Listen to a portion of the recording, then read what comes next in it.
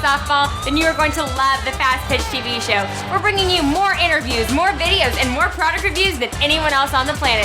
Sit back and get ready. Here's the Fastpitch TV show.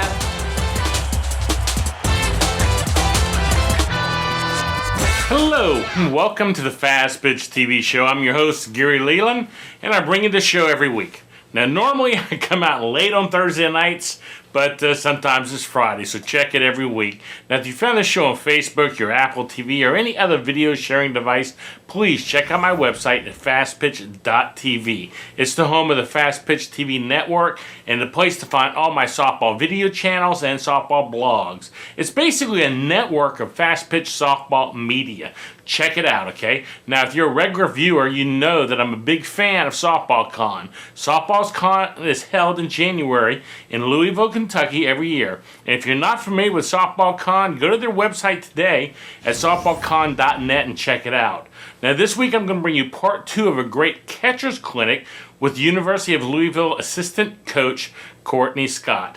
Now, the title of this clinic is Take Charge, the Role of Your Catcher. If you've not seen part 1 of this clinic, you may want to go back and watch episode 207 first, and then come back and watch this episode. And I'll bring you that clinic right after the word from my sponsor. Do you need a softball bat? Do you want to save $30? SoftballJunk.com is offering an additional $30 discount off the price of all non-sale softball bats on their website. That's right, $30. So the next time you buy a bat, go to softballjunk.com and enter the code FPTV30 during checkout. And wham! You just put a cool $30 in your pocket. Okay, steel footwork is next. There's 3 different ways to do steel footwork, and it's going to be dependent on your catcher's arm and her release and transition. We have one catcher, Maggie, our human rally killer, who's does more of a pop. So one drill you can do that just kind of gets them used to it is right in here. And just draw an X on the ground and just have them do that continuously. It strengthens their legs, gets their quickness going, works on their transitioning at the ear. I'm getting out of breath in the shape, I guess. Yes. Did you make them do all their drills? Yes, every time. Every time we do anything, catcher's there in full gear, unless it's a quick defensive thing where they just have to throw, and we're switching catchers a lot, and they play other positions. But when we're blocking the play, take anything we're doing there in full gear. And how some of them keep their mask on, some don't, and we have them do that also. So that's just a pop drill. Maggie's a popper. We have Tanner Fowler, who has more of a step through approach, and then you can throw from their knees. They aren't fully comfortable doing that. We practice it just in case they're in a situation where they have to. We practice all of them because you never know. It's dependent on this. I don't know. Is there more handouts? I don't know.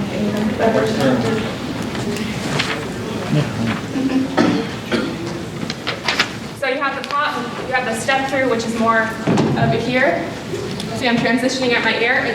When you transition at your ear and take your ball to your ear, it's automatically setting your body up to right in line to where you need to throw. Okay, so I'm square to the pitcher, catch, and I'm right here. And that's more of a step through. And then as you get into the knees, it's more here. I can't go to the knees, sorry, I'm really scared them. But it's kind of just working with your catcher. There's no one set way of throwing from your knees. It needs to be comfortable for them and how they're going to be the strongest. So whether it's shifting their body weight back, a lot of times you'll see more of a throw from your knees to first base or to third base.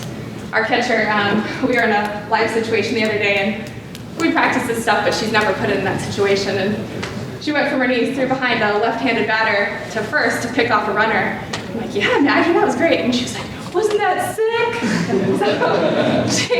So she's fun to work with, but she's always trying new things too. That's how you get better. It wasn't necessarily in her comfort zone, but we like to encourage them to try new things. You never know what's going to work for them.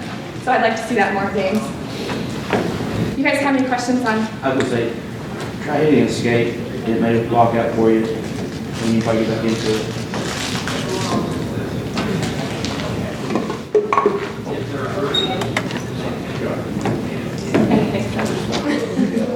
I'm not a computer person, and I'm not a public speaker, so yes. You show the pop up and then the pop step through, one right after the other, so you kind of see a comparison. Oh, yes. The way to do it is fast and. Yeah, they're both going to be really quick. Your legs are always going to set the tone, as any position, your legs set the tone for the rest of the play. Catching, if you have quick feet, you're going to have a quick transition, you're going to have a quick release. That's going to set the tone for the rest of your body. So I'll slow it down too. So here at the pop, you're right here, you're popping in position. Taking your glove to your ear, I'm right in a throwing position, right in one moment, right run movement. I like this one better, just because I think it's the most efficient way to get your body where you need to go so you can get the ball down in a second. The longer you have here, the stronger your arms you need to be, and the less chance you have to get them. A step through here would be right through there. The lower levels, you'll see that more because they're going to need a little bit more legs to get the ball down there. The quicker the better. I was just at a convention in December, our softball convention, and we had a baseball speaker come and talk about catching. He was a professional baseball player, just retired. And he was talking about another way of doing it, of where you see more in baseball, where you're getting here and bringing your hand. I struggle with that just because I don't know if we have the time in softball to do that, but I'm definitely open to it if it works. It seems to be working in baseball. You have Yadi and all these guys that were just stud baseball players. So it's just another way of doing it. If they can get the ball down there consistently and throw out runners, they can do it however they want. Just like blocking, just like anything. Keep the ball in front of you, I'm not gonna yell at you. But, you're done. So, any other questions with that? Okay. Foul pop-ups. Actually, initially wasn't going to put this in the presentation, but then I was going through pictures of our catchers that you're not seeing, and we had a stud picture of Maggie catching a foul pop-up. I do believe it's the hardest play in softball in a game, and it's one, because it's hard to practice, two, it's hard to read, and it's just an incredibly spinny ball. I don't know, is anyone a catcher out there? Okay. Again, I caught until I was 26. I was in a professional league here, and one of my games, I was not good at these. I'll be the first time I was not good at them. I caught 75% of them, but one went up, and I was camped. I was right how I was supposed to be, camped back to the field, calling the ball. I thought I was under it. First baseman calls me out and catches it 10 feet behind me.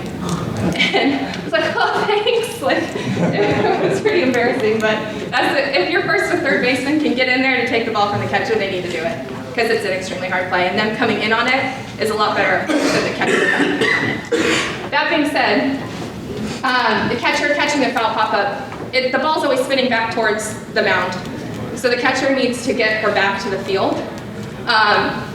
So first she needs to find the ball.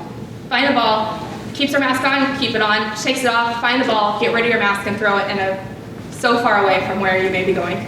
Back to the field, it's easier to go this way and reach back that way than it is to try and catch here. You see catchers do that sometimes and it's going off the heel, or they miss it completely. You're in a more athletic position going back, always hand covering it, so the spin's going back with you. And again, encourage your first and third baseman to take the ball if they can get in there. I have an awesome picture to show you. We'll just go back through the pictures. Next thing is blocking. Oh, yeah. This doesn't deal with pop-ups. Was there any special footwork for getting out of that catcher's hole for a bunt that the catcher shouldn't get to first? Yes, and I actually don't have that in there. Not special footwork. It's just a matter of staying low and being explosive. Thanks. Okay, got it. Our biggest thing that we work with our catchers is just staying low and staying through the ball. A lot of times you'll see catchers that are here, come up, run out, go down, come up, throw, and you've wasted all that time.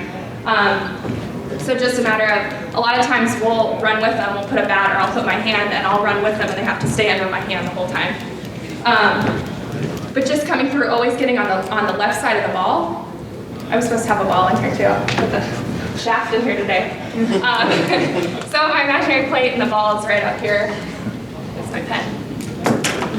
And coming out, you're staying low, working around the ball here, and throwing straight to first. So as you're working around the ball, you're shoveling it into your glove using, unless it's still, you should always have your glove shoveling it in, so you just don't know about spin. And working your body around it, so as you pick it up, you're ready to throw or run through it. Perfect. Was it user error or? Okay, I'm gonna run up this feature. Okay. So there's a bunt out, and I'm gonna throw it first, right over that gentleman. So I'm coming here, out, shuffle. Sorry, I won't throw it at you.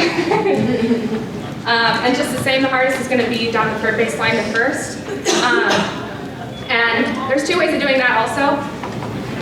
I tend to have them always go to the left, because a lot of people will come in on the right side of the ball, blind, and throw to first blind, and I just don't have enough trust in that. Some can do it, some are very quick with it. I just think there's too much time where you're not seeing your target, and there's too much chance of error on that. Yes, thank you. So coming around, I'm throwing it first this way now, I'm down third. I'm coming here, working it around, all in one fluid motion.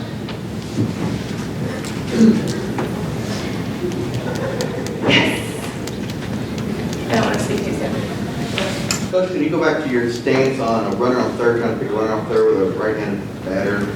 Do you guys want to go behind the batter? Do you want to go in front of him? We usually,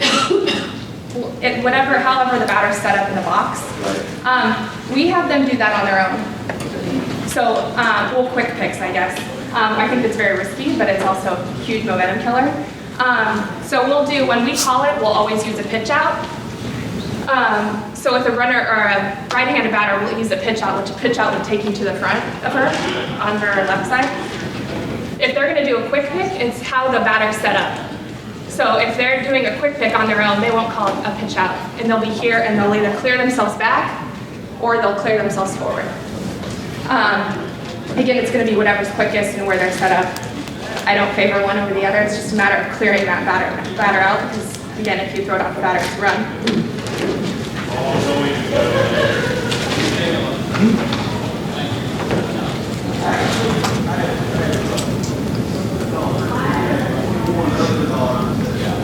I'll show you the blocking on the back.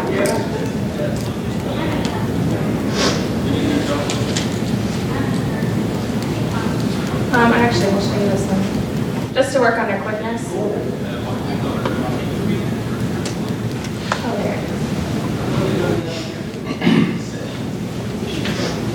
Just to work on their quickness and their leg strength, we do this quick blocking drill, and we set different challenges. We'll have our catchers tell me how many balls they want. Now they've gotten up to like, I'm gonna do 10, I'm gonna do 12, whatever.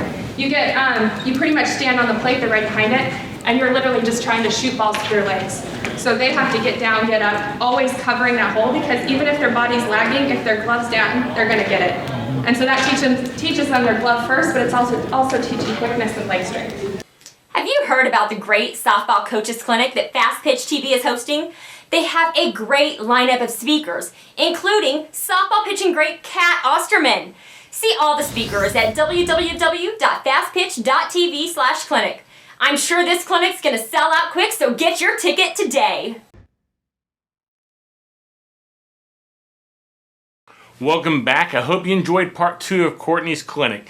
Make sure and come back next week. Like I said, Thursday evening, really late. Watch part 3 of her clinic.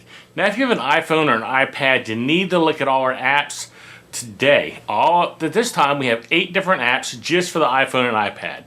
So go to app.fastpitch and .tv. Check it out. Don't forget to see our new skills video channel at coacheslook.com. It's a great way for high school players to get noticed by college coaches.